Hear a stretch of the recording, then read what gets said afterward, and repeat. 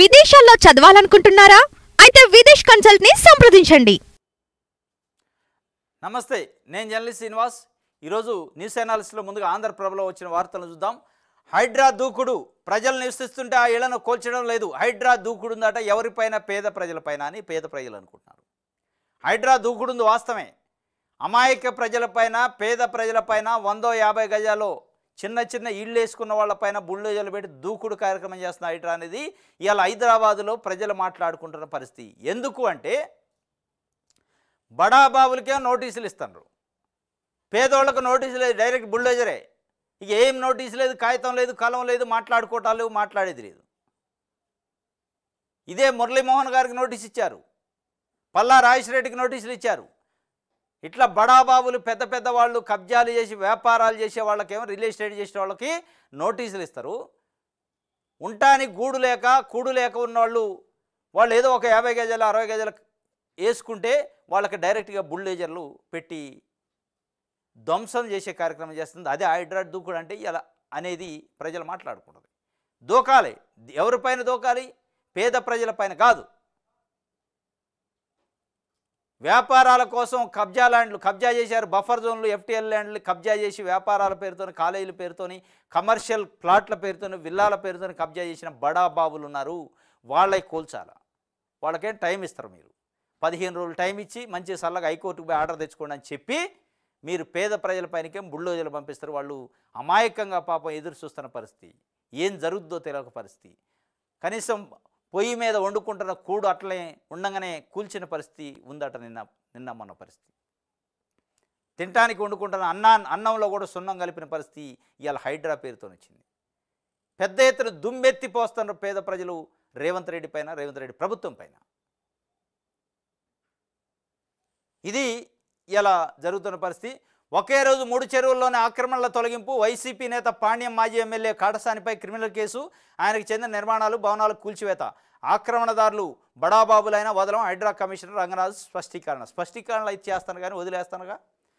మురళీమోహన్ నోటీసులు ఇచ్చారుగా, పల్లా రాజేశ్వరరెడ్డి నోటీసులు ఇచ్చారుగా. వాసవి సరోవరావుడు ఎటుపోయిండు? విజయ్ కుమార్ డైరెక్ట్గా అమీన్పూర్ చెరువును కబ్జా చేసిన ఆయన ఎవరు? పటాన్చెరు ఎమ్మెల్యే మైపాల్ రెడ్డి ఎడిపోయిండు. మైపాల్ రెడ్డి తమ్ముడు మధుసూదన్ రెడ్డి ఎడిపోయిండు. వీళ్ళందరూ బడాబాబులు కాబట్టి, కాంగ్రెస్ పార్టీకి దగ్గర ఉన్నారు కాబట్టి వదిలేసే కార్యక్రమం చేస్తారా మీరు? ఇది చూస్తే మొత్తానికి దూకుడు అవుతుంది, కానీ ఆ దూకుడు పేద ప్రజలపైన ఉందా లేదా అనేది మనకి స్పష్టంగా వాళ్ళు చెప్తున్న పరిస్థితి. పేద ప్రజలపైన ఉంది, మా పైన దాడి చేస్తున్నారు తప్ప పెద్దవాళ్ళని వదిలేస్తున్నారని. కానీ నిన్న రంగనాథ్ గారు ప్రజలు నివసిస్తుంటే ఆ ఇళ్లను కూల్చడం లేదు అంటున్నారు, కానీ కూల్చిన వీడియోలు, ఫోటోలు వస్తున్నాయి. కిరోసిన్ వేసుకొని మేము ఆత్మహత్య చేసుకోవడం, మాకు దిక్కు లేదు, ఇల్లు లేదని గొడవ పడుతున్న పరిస్థితి. కానీ మరి ఎట్లా చెప్తున్నాడు? అది ప్రభుత్వం నిర్ణయం తీసుకుంటుందట, ఆ దిశగా తీసుకుంటే మంచిది.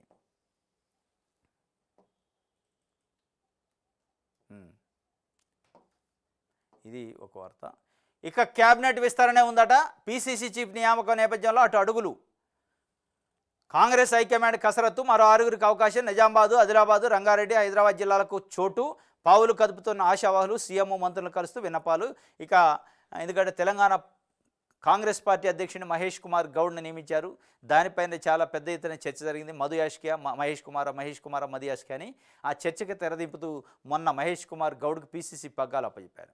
ఇక నెక్స్ట్ మిగిలింది క్యాబినెట్ విస్తరణ, దాని తర్వాత నామినేటెడ్ పోస్టులు. ఈ క్యాబినెట్ విస్తరణలో దాదాపు ఇంకా 6 ఖాళీలు ఉన్నాయి, 12 ఉన్నాయి, మొత్తం 18 ఉండొచ్చు.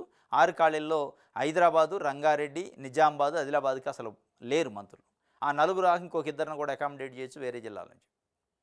దానికి సంబంధించి ఆశావాహులు అయితే పెద్ద ఎత్తున ముఖ్యమంత్రి మంత్రులను కలుస్తారట. అధిష్టానం దగ్గర కూడా ఫైరవ్ చేస్తున్న పరిస్థితి. ఇది క్యాబినెట్ విస్తరణ త్వరలో ఉంటుందట. ఇది ఒక వార్త. రుణమాఫీ బోటకం. పాస్ పుస్తకంపైన సురేందర్ సూసైడ్ నోటు.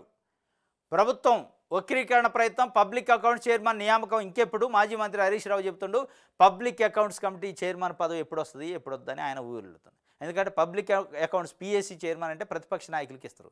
ఇస్తే నాకే వద్దు, మాజీ ఆర్థిక శాఖ మంత్రి కాబట్టి అనుభవం ఉంది కాబట్టి, సీనియర్ కాబట్టి ఆయనకు ఒక పదవి వస్తుంది, క్యాబినెట్ హోదా ఉంటుంది దానికి.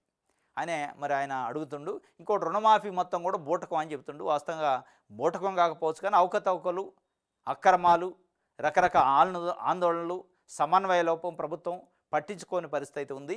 అది బూటకం కాదు, వస్తున్నాయి. కాకపోతే పట్టించుకునే నాదుడు లేడు. రాని వాళ్ళ గురించి అడగటానికి ఎవరిని అడగాలి, ఎవడు ఏ సమాధానం చెబుతాడని తెలియని పరిస్థితి. రైతులు అయోమయంలో, ఆందోళనలో, గందరగోళంలో ఆ గందరగోళాన్ని తీర్చే కార్యక్రమం ప్రభుత్వం చేయట్లేదు.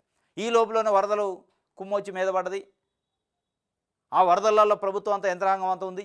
రైతులు కూడా అడిగే పరిస్థితి లేదు. ఎందుకంటే వరదలు చెబుతారు, వరదలు ఉన్నాయి కాబట్టి కళ్ళకు కనపడుతుంది కదా.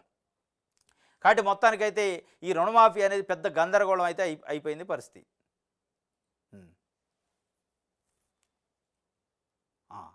తప్పులు ఎత్తి చూపొచ్చు. జర్నలిస్టులకు సీఎం ఎతో చెప్పిండు, మీ సంక్షేమం మా బాధ్యత, జర్నలిజంపై ఆంక్షలు పెట్టాం, అది మా విధానం కాదు, కానీ గీత దాటొద్దట. తప్పులు ఎత్తి చూపొచ్చట, జర్నలిస్టులపై ఆంక్షలు ఉండవట, అది మా విధానం అంటుండు, కానీ గీత దాటొద్దు. మరి నువ్వు గీత గీసి గీతలో కూర్చోబెట్టే గీత దాటొద్దు అంటే నువ్వు ఆంక్షలు లేనట్టయితే నువ్వే చెబుతుండే మేము గీత గీతం ఆ సర్కిల్లోనే చెప్పాలి, ఏది చెప్పినా ఆ గీత దాటితే చర్యలు ఉంటాయట. ఇక నువ్వు గీత గీసి నువ్వు చెప్పేటప్పుడు ఆ జర్నలిజం ఎట్టయిద్ది, అది తప్పులేటి చూపటం ఎట్టయిద్ది, నువ్వు జర్నలిస్టులపైన దాడి చేయనట్టయిద్ది. మళ్ళీ ఏదేదో ట్యూబులు వస్తాయి అంటాడు ముఖ్యమంత్రి హోదాలో ఉండి. ట్యూబులు అట, ఏ ట్యూబ్ ఏందో తెలవట్లేదట. ఏ ట్యూబ్ ఏందో తెలవకనే మీరు ప్రతిపక్షంలో అన్ని ట్యూబులను ఆడుకున్నావు కదా. మీరు కూడా కొన్ని ట్యూబులు పెట్టారు కదా, ఆ ట్యూబులు మీ నడతనే ఉన్నాయి కదా. అంత కించపరిచే విధంగా అహంభావపూరితమైన మాటలు ముఖ్యమంత్రి మాట్లాడినట్టు కొంతమంది జర్నలిస్టులు ఇలా మాట్లాడుకుంటున్న పరిస్థితి. అంటే గీత గీస్తాడట, గీత దాడితే అప్పుడు జర్నలిజం కాదు, గీతలో ఉంటే జర్నలిజం. గీత అంటే ఏంది, వాళ్ళని పొగడాలి, ప్రభుత్వంలో ఉన్న పెద్దలను పొగడాలి. ఓహో ఈరుడు సూర్యుడు అని పొగిడితే, ప్రజల గురించి మాట్లాడకపోతే, ప్రజల గురించి విమర్శించకపోతే ప్రభుత్వాన్ని, అప్పుడు ఆ గీత దాటినట్టు. గీత దాటడం అంటే ఏంది, ప్రభుత్వాన్ని డైరెక్ట్గా విమర్శిస్తే, ప్రభుత్వం చేస్తున్న తప్పుల్ని ఎత్తి చూపితే, ప్రజలకు జరుగుతున్న ఇబ్బందులు ఎత్తి చూపితే అది గీత దాటినట్టు. ఆ గీత అదే కదా, అందరూ ఏడ్చేది అదేగా. 10 ఏళ్ళు కేసీఆర్ ఏడ్చింది కూడా ఇదే. ఆ గీతలు పెట్టే గీత దాటొద్దు అంటే మొత్తం మట్టి గరిచిపోయిండు. మళ్ళీ మీరు గీతట, మళ్ళీ ప్రజాపాలన అట. ప్రజాపాలన నిజంగానే అయితే జర్నలిస్టుల విమర్శలను మీరు నిజంగానే కన్సిడర్ చేస్తే ఎందుకు గీతలు పెట్టాలి, గీతలు ఎందుకు దాటకూడదు, ఆ గీత మీరే ఎందుకు పెట్టాలా? మీకు మీరే సర్కిల్ గీసుకొని ఆ సర్కిల్ దాటొద్దని అంటే జర్నలిస్టులని కట్టడి చేయటం అంటే దాన్ని ఏమంటారు, స్వేచ్ఛ అంటారా? పత్రికా స్వేచ్ఛ, జర్నలిజం స్వేచ్ఛ అది కాదు.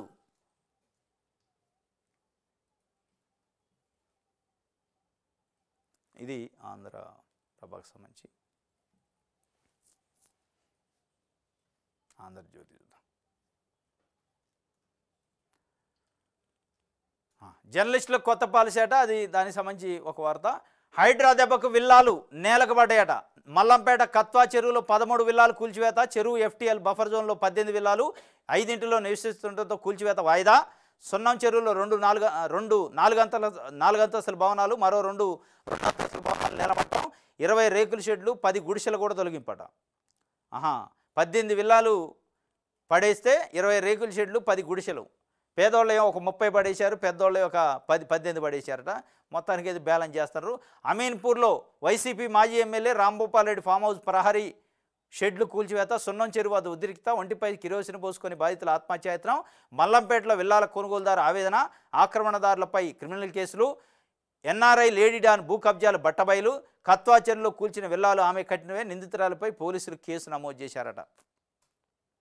ఇది పరిస్థితి. ఇది ఆంధ్రజ్యోతి పత్రిక యొక్క వార్త. దీంట్లో ఎక్కడ కూడా మిగతా బడాబాబులకు సంబంధించి కూల్చివేతల గురించి రాయరు, బడాబాబులకు ఇచ్చిన నోటీసులు రాయరు. చంద్రబాబు అనేది మురళీమోహన్కి సంబంధించి జయబేరి రియల్ ఎస్టేట్ సంస్థకు నోటీసులు ఇచ్చారు, దాని గురించి రాయరు వీళ్ళు. ఎవరో NRI అట, లేడీ డాన్ అట, ఆ డాన్ గురించి రాశారు. ఏంది డాన్ అంటే డాన్కి వీళ్ళకి ఏదో రిలేషన్స్ కట్ అయినట్టుంది. రిలేషన్స్ ఉంటే ఒక రకమైన వార్త, రిలేషన్స్ లేకపోతే ఇంకొక రకమైన వార్త. మురళీమోహన్ గురించి వార్త ఉండదు ఇక్కడ.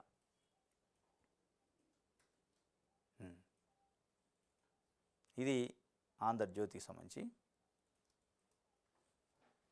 వెలుగు చూద్దాం.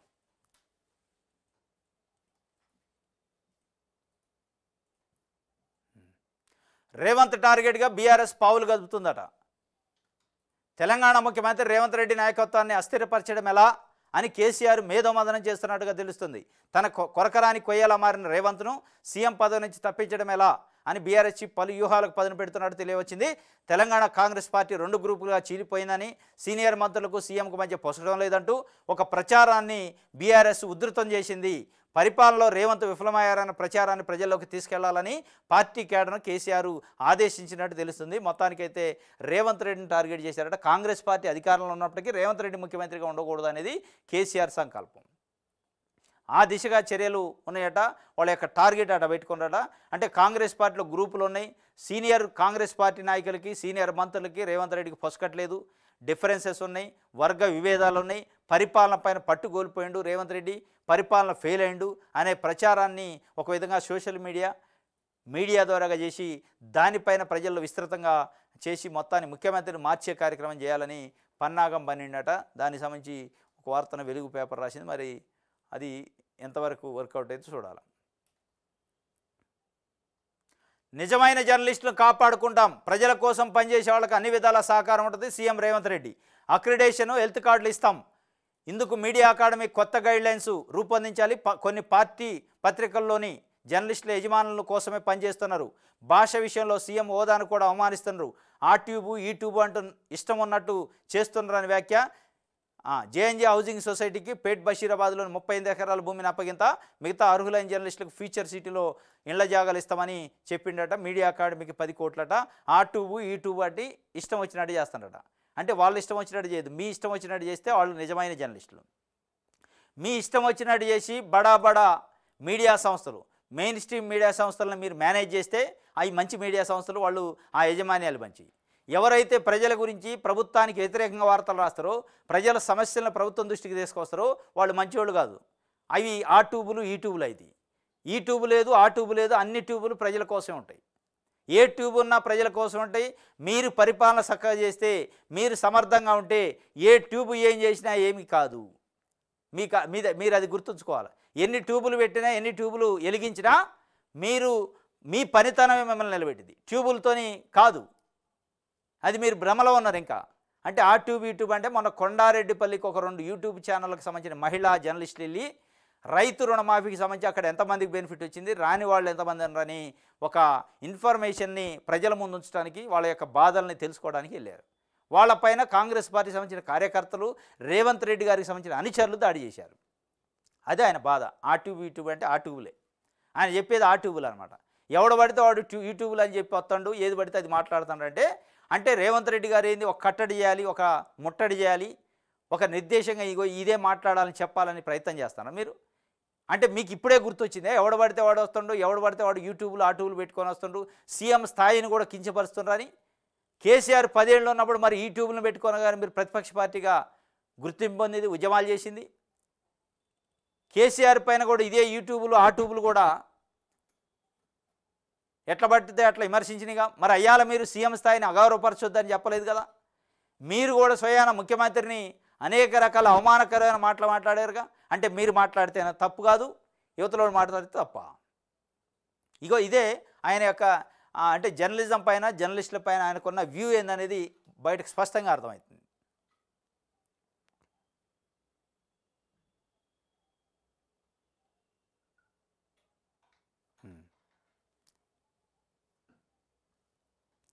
ఇది వెలుగుకు సంబంధించి.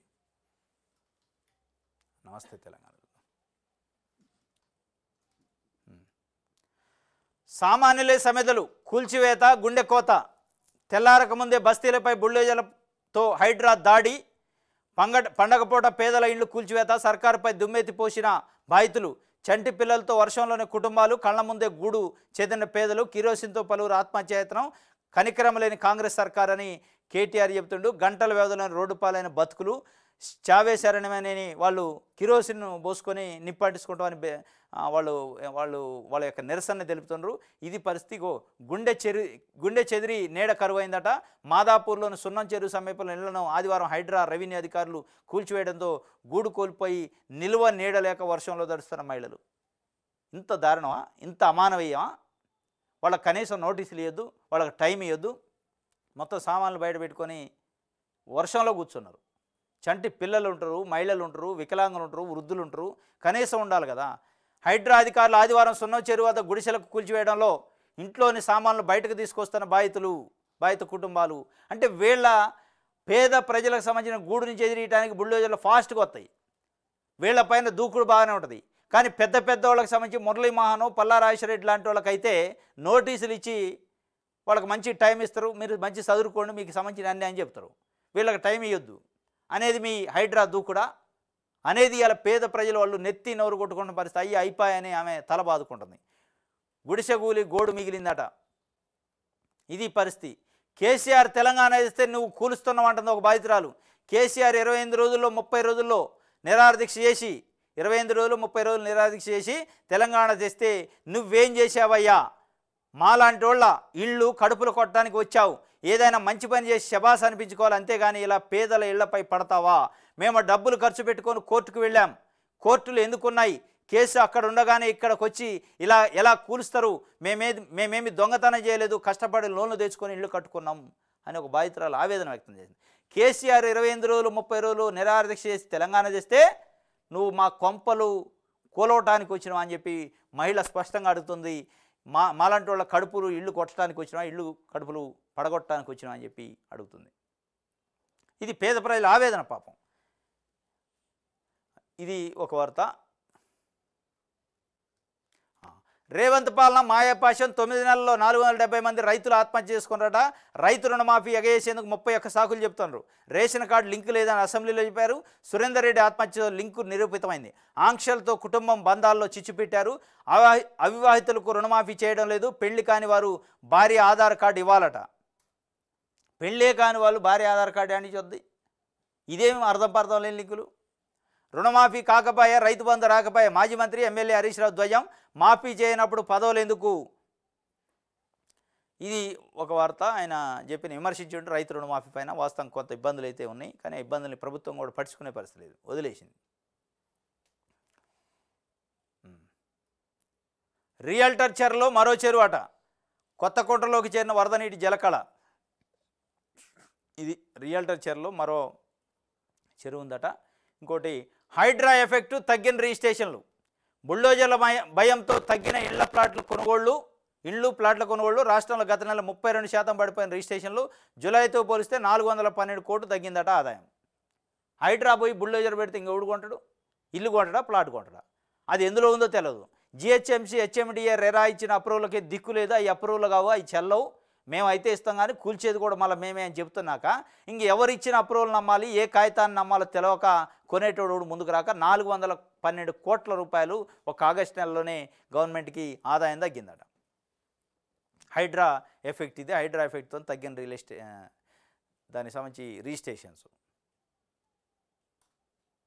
ఇది కూల్చారు పాపం. మాదాపూర్ సున్నం చెరువు వద్ద హైడ్రా కూల్చివేసిన పేదలు నివాసం ఉంటున్న గుడిసెలు. పాపం బాబు దీనంగా చూస్తున్నాం.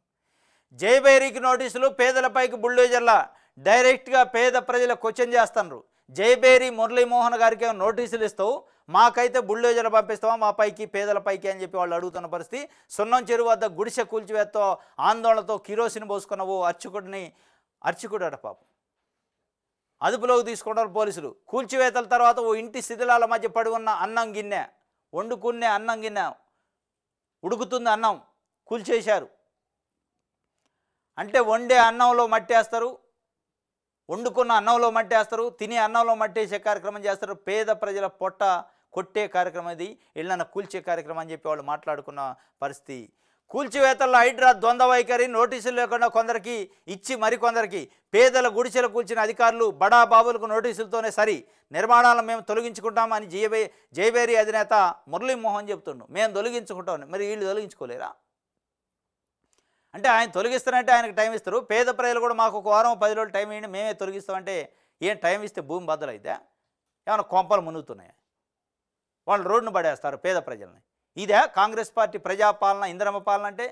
ఇందిరమ్మ ప్రభుత్వం అంటే ఇదేనా అనేది? అలా అదే పేద ప్రజలు ఏదైతే ఇందిరమ్మని ఆరాధ్య దైవంగా భావిస్తారో, వాళ్ళ గుండెలో పెట్టుకొని చూసుకున్నారో, కాంగ్రెస్ పార్టీకి ఓటేశారో వాళ్ళు ఇలా అడుగుతున్న పరిస్థితి. తిట్టిపోస్తున్నారు కాంగ్రెస్ పార్టీ ప్రభుత్వాన్ని. ఎందుకంటే ఇల్లు పోతే గూడు పోతే ఎవడైనా ఏం చేస్తాడు? ఇది పరిస్థితి.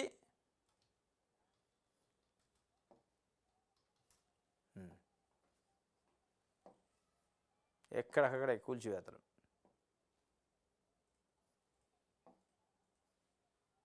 ఇది నమస్తే తెలంగాణ సంబంధించి.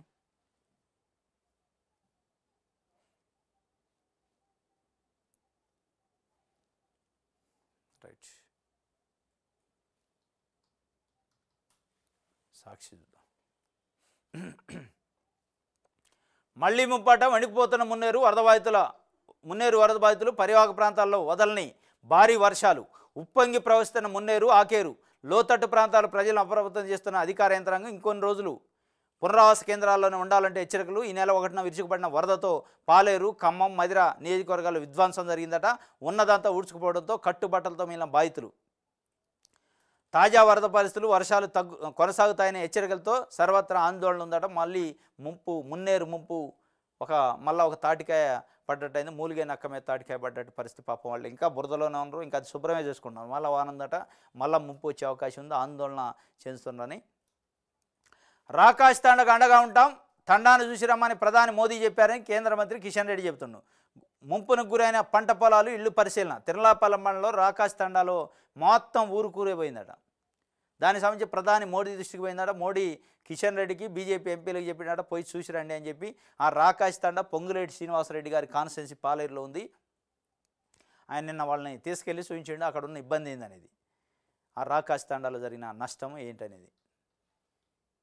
నష్టపోయిన అందరినీ ఆదుకుంటాం, మాది ప్రజాప్రభుత్వం, ప్రజల కోసం పనిచేస్తాం. డిప్యూటీ సీఎం బట్టి పునరావాస కేంద్రాలు, ముంపు ప్రాంతాల్లో పర్యటించడం, నష్టపోయిన అందరినీ ఆదుకుంటాం, మాది ప్రజాప్రభుత్వం, ప్రజల కోసమే పనిచేస్తామని ఉప ముఖ్యమంత్రి బట్టి విక్రమార్క గారు చెబుతున్న పరిస్థితి.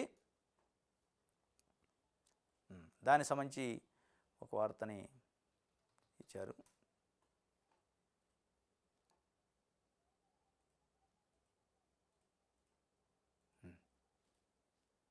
రైట్,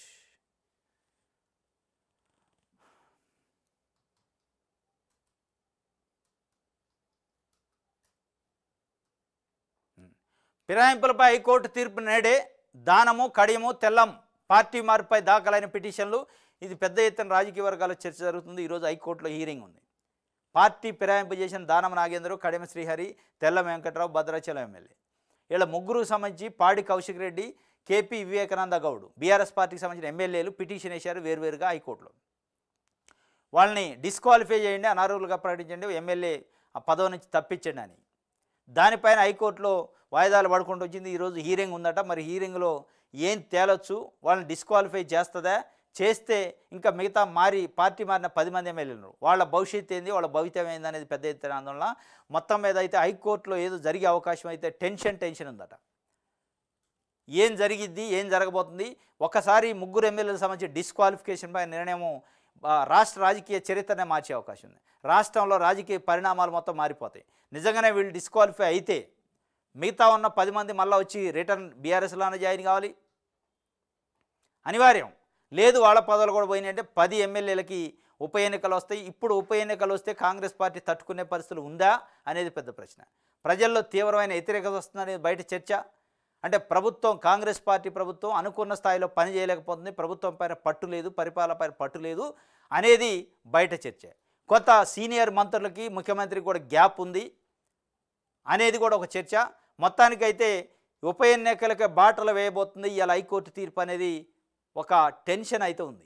ఎందుకంటే దానం నాగేందర్ స్పష్టంగా డిస్క్వాలిఫై అయ్యే అవకాశం ఉంది. ఆయన ఎందుకు అంటే ఆయన ఖైరతాబాద్ నుంచి బీఆర్ఎస్ పార్టీ ఎమ్మెల్యేకి గెలిచి కాంగ్రెస్ పార్టీ టికెట్ పైన సికింద్రాబాద్ ఎంపీగా పోటీ చేసిన బీఫామ్ పైన స్పష్టమైన ఆధారాలు ఉన్నాయి. ఎలక్షన్ కమిషన్ అఫిడవిట్లు ఉన్నాయి, ఎలక్షన్ కమిషన్ బీఫామ్స్ ఉన్నాయి. కాబట్టి ఆధారాలు ఉన్నాయి. కాబట్టి ఆయన డిస్క్వాలిఫై అయ్యే అవకాశం ఉంది. ఇప్పుడున్న పరిస్థితుల్లో బై ఎలక్షన్స్ వస్తే రాష్ట్రంలో అనేక రాజకీయ పరిణామాలు మారే అవకాశం ఉంది. ఆ కాంగ్రెస్ పార్టీ డ్యామేజ్ అయ్యే అవకాశం కూడా ఉంది. అదేవిధంగా పీసీసీ కొత్త అధ్యక్షుడైండు, ఆయనకు కూడా కత్తి మీద సామే. ఇది ఆయన ఎక్కిగానే బై ఎలక్షన్స్, తర్వాత స్థానిక సంస్థల ఎన్నికలు, వీటిలో ఏమాత్రం బెడిసికొట్టినా ఆయన పైన కూడా ఎఫెక్ట్ పడే అవకాశం ఉంది. ఇది ఒక వార్త.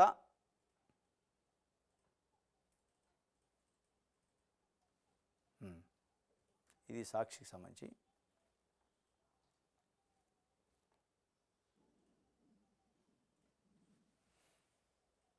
దిశ చూద్దాం.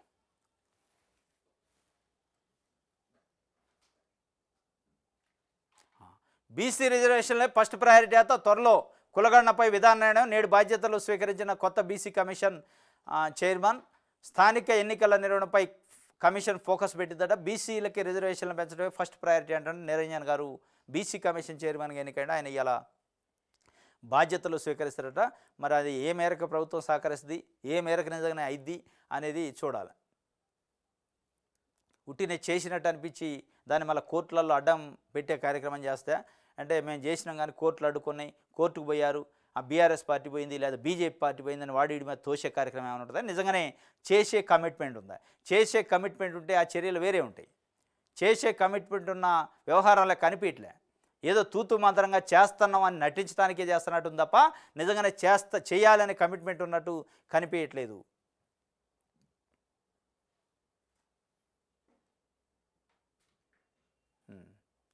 ఆదరించుకుంటే ఆస్తి వెనకట విజయం సాధించిన బేంద్రం రాజ్యవ్వ సీనియర్ సిటిజన్ చట్టం ద్వారా కొడుకులకు బుద్ధి చెప్పేలా గిఫ్ట్ డీడ్స్ రద్దు చేసిందట ఆమె. ఆదరించుకుంటే ఆస్తి వెనక్కి ఇవ్వాల్సి వస్తుందట. తల్లిదండ్రులకు సంబంధించి ఆస్తిని మనం గిఫ్ట్ చేయించుకుంటే వాళ్ళని సరిగా పోషించుకుంటే వాళ్ళు గిట్ల పోయి కంప్లైంట్ పెడితే ఆ గిఫ్ట్ డీడ్ రద్దు అయితే మళ్ళీ వాళ్ళ ఆస్తి వాళ్ళకి వద్ది.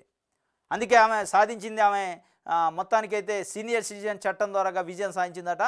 బేంద్రం రాజవ్వ అని ఆమె గిఫ్ట్ డీడ్స్ కొడుకులకి కూతుర్లకి వాళ్ళ పిల్లలకి ఇచ్చిన గిఫ్ట్ డీడ్స్ రద్దు చేసింది. ఆమెను ఆదరించట్లేదట. ఈ పరిస్థితి ఇప్పుడు చైతన్యం అయ్యే అవకాశం ఉంది, చాలా చోట్ల జరిగే అవకాశం కూడా ఉంది. ఇది నిన్న ఆమె ఫైట్ చేసింది, లీగల్గా ఫైట్ చేసి సాధించింది. టీచర్లు తలుచుకుంటే ప్రభుత్వాలే కూలుతాయట. వారితో పెట్టుకున్న ఏ సర్కారు మనుగడ సాధించలేదు.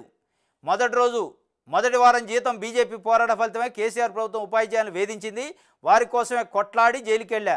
తపస్ కార్యక్రమంలో కేంద్ర మంత్రి బండి సంజయ్ చెబుతుండు. ఉపాధ్యాయులు తలుచుకుంటే తలరాతలు మారతాయని, ప్రభుత్వాలు కూలిపోతాయని కేంద్ర హోంశాఖ సహాయ మంత్రి బండి సంజయ్ అన్నారు. మరి ప్రజలు తలుచుకుంటే అంటే ఓన్లీ ఉపాధ్యాయులు తలుచుకుంటేనే తలరాతలు మారతాయి, ప్రభుత్వాలు మారతాయి, కానీ ప్రజలు తలుచుకుంటే మారవా? ఇది బంద్ చేయాలి. ముఖ్యమంత్రి రేవంత్ రెడ్డి గారు కూడా ఇది అంటుండు. టీచర్లు తలుచుకుంటే మమ్మల్ని కూల్చే అవకాశం ఉంది అని. అంటే టీచర్లు తలుచుకుంటూ కూల్చుకుంటారు కాబట్టి నెలకు ₹1,00,000 ఇచ్చి పాఠాలు చెప్పపోయినా, రియల్ ఎస్టేట్ వ్యాపారం చేసినా, ఎల్ఐసి ఏజెంట్ చేసినా, వ్యాపారాలు చేసినా పట్టించుకో, మీ జీతాలు మీకు ఇస్తాం, పేదోళ్ళ పిల్లలు మీరు గాజులు కొలియండి అని చెప్తారా? ఆయన కూడా సమీక్ష చేసి అదే చెప్తున్నాడు. టీచర్లు తలుచుకుంటే మామూలు విషయం కాదు, మిమ్మల్ని కడుపులో పెట్టి చూసుకుంటాను. మరి ప్రజలను ఆడబెట్టుకుంటూ వాళ్ళ కడుపులో పెట్టుకుంటే ఈయన కూడా అది చెప్తుండే. కేంద్ర సహాయ మంత్రి ఆయన మళ్ళీ టీచర్లు తలుచుకుంటే కూలిపోతాయట. అంటే ప్రజల బకరాల ఇప్పుడు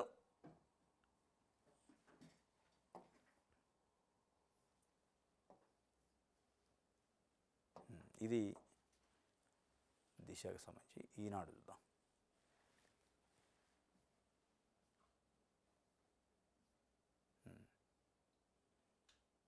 ఎఫ్టీఎల్ బఫర్ జోన్లను కొత్త నిర్మాణాలకు కూల్చేస్తాం. ఏళ్లుగా ఉంటున్న వారి నివాసాలపై ప్రభుత్వం నిర్ణయం తీసుకోవాల్సి ఉంది. మరి నిన్న గుల్తీగా సొన్నంకోట్లో ఈ అర్థం లేని స్టేట్మెంట్లు నిన్న కూల్చిండు. మొత్తం వాళ్ళ ఫోటోలు వీడియోలు కూడా బయటకు వచ్చా. నివాసం ఉంటే కూల్చో అంటాడు. నివాసం ఉండే వాళ్ళు కూల్చి రోడ్డు మీద పడైతే.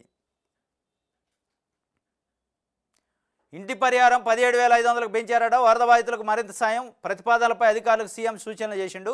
ఇప్పుడు 10,000 ఉంది, దాన్ని 17,500 చేశారట. ఇంటి పరిహారం 10,000ని చనిపోయిన వాళ్ళకు కూడా 4 లక్షల నుంచి 5 లక్షలు చేశారు. కాంగ్రెస్ పార్టీ కొంత పెంచే కార్యక్రమం అయితే చేసింది.